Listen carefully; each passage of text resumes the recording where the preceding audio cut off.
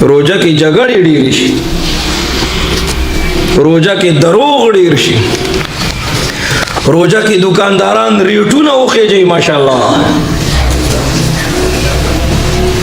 غوښه به موږ په 1000 روپۍ باندې ښه ښایسته غوښه کیلو اخیستله، چې بیا به لږه ډېره ښه وه نو داسې په 1200 روپۍ به یې راکوله. اوس په 1300 روپۍ کیلو غوښه. ولې؟ روژه ده که نه؟ نو با بیان کړی ما وی د سیک دکاندار نه خلک سودا کوي او د دې مسلمان نه کوي. نو ډېرو صاحبانو په کمنټونه لیکلي و چې ته د مسلمانانو سپکاوی کوي. الله دې نه کوي. ته کردار اختیار کا، ته ځان کې عدل او انصاف پیدا کا. ولې خلک د سیک حکیم نه علاج کوي او ستا نه کوي؟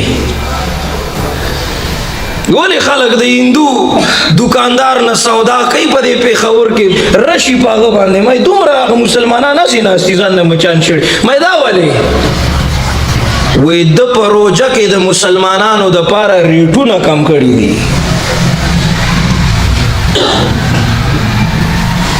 عدل ضروری دی، انصاف ضروری دی. څومره د افسوس خبره ده. ولي کوي دا بعضې خبرې ځان سره؟ یو انګریز چرته یو مسلمان نه روپۍ ګیرې کړې وي. نن سبا خلک دا روپۍ ګیرې یو بل نه که خیال دې کړي. بله ورځ یو راغی وایي دله مې روپۍ ورکړي دي، وایي څه وظیفه راکړه چې دا روپۍ راله واپس راکړي. ما ورته وی په زړه د صبر تیږه کېده او چا چې چاله ورکړي دي روپۍ واپس په قلار کېنه.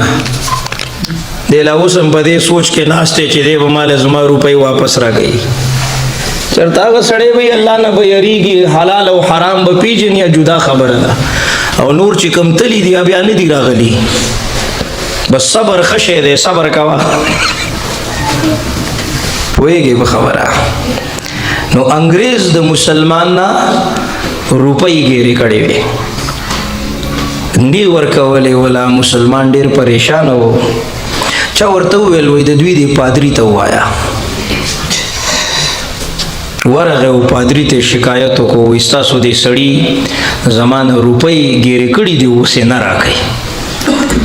پادري سړی راوغوښتو او چې څنګه سړی ډارک بار راووتو د انګریز، نو فوراً یې هغه ته روپۍ په لاس کې کېښودلې. وایي دا واله حیران و سوچ کې. وایي د پادري تا ته څه وویل چې دا روپۍ دې داسې اقدم ما ته واپس کړې؟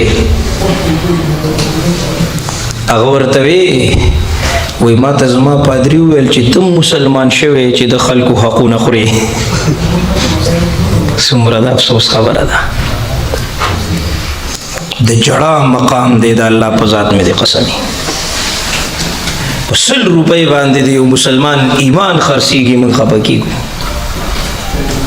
زه بعضې ویډیوګانې داسې وګورم د ماشوم عزت یې لوټ کو به یې مړه کړه هلته یې وغورځوله، زه خفه کېږم. د زړه د درد نه درته وایم، زه د دې مسلمانانو په بازارونو کې د دې خور او لور د سر ویښته کولاو مخ کولاو سر چې ګرځي وګورم که نه د دې پردي دکاندار مخې ته نه، زه خفه کېږم. موږ مسلمانان یو الحمدلله. موږ سره قرآن دی، موږ سره ابوبکر صدیق صداقت دی، موږ سره حضرت عمر عدالت دی، موږ سره حضرت عثمان سخاوت دی، موږ سره حضرت علی شجاعت دی، موږ سره بلال حبشي د عشق او جنون انتها ده، موږ سره د بیبي فاطمه د حیا د صادر او د حیا د برقې تاریخ پروت دی کنه. د یو قوم سره د قرآن ورسره، دین دی ورسره، اسلام دی ورسره، د محمد رسول الله زندگی او هغه دردونه دی ورسره، او بیا دې هغه قوم بغاوت کوي او په ګډو وډو دی روان دي. یا خو د دوی یقین نشته دی چې آخرت شته، یا خو یقین دومره کمزوری شوی دی چې مرګ به کله وي، یا خو یقین دومره کمزوری شوی چې سبا بله ورځ د خاورو بالغ دی، یو غټه کنده ده، لوی لوی تږي دي، د خاورو څلی به راباندې ودرېږي.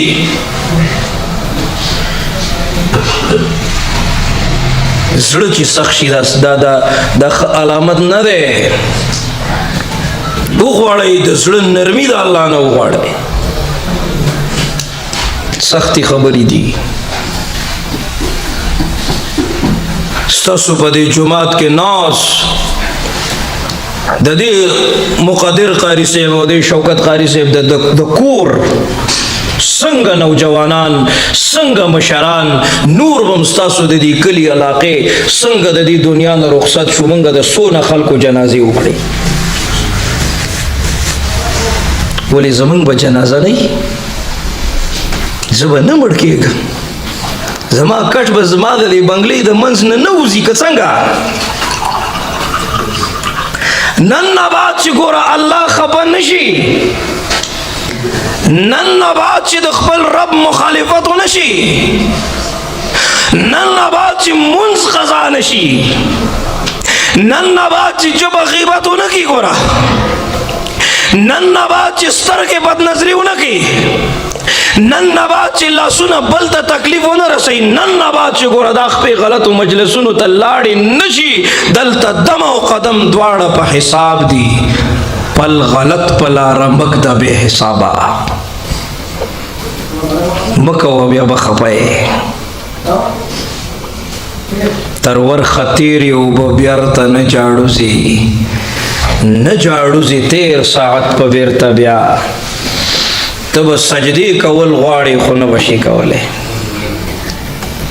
تب اللہ تا جاڑی خستا جڑا بستا پکار نرازی ستا جڑا اوس قابل قبول دا ستا دا ندابت دا اوخی ندی دا اوس قابل قبول دی پا آغی ورز ستا جڑا ستا پکار نرازی لکا سنگا چی پا جالی نوٹنو باندی دکاندار سودا نور کئی چی ملک الموت دی مخیطا ودریت کنا وظن انہو الفراق والتفت الساق بالساق الى ربک یومئذن المساق چی ملک الموت دی مخیطا ودرید خبر ختم بیا پا تیار جنگ کی اسونا نصر بیگی چی طاقتا ہوئے چی لگ میں پریدہ یو دوارا کاتا منزکو لگ میں پریدہ لگ تحجد کوما لگ میں پریدہ لگ زان لا جنت گٹھما لگ میں پریدہ یو سبحان اللہ ویما لگ میں پریدہ لگ شان درود شریف ویما لگ میں پریدہ دمی غیبت کڑے دے دتا می تکلیف رسولے چی دل خو مافیو غاڑم کر ما پخپل د خپل جوان سپرلی سی زلی ما کرلی دی از غید زان د پارا اللہ گیریم د گناہ پا سمندر کے راوچت میں کا ڈوبے گم مددگار اللہ چی تمہیں راوچت نکی زبا سکو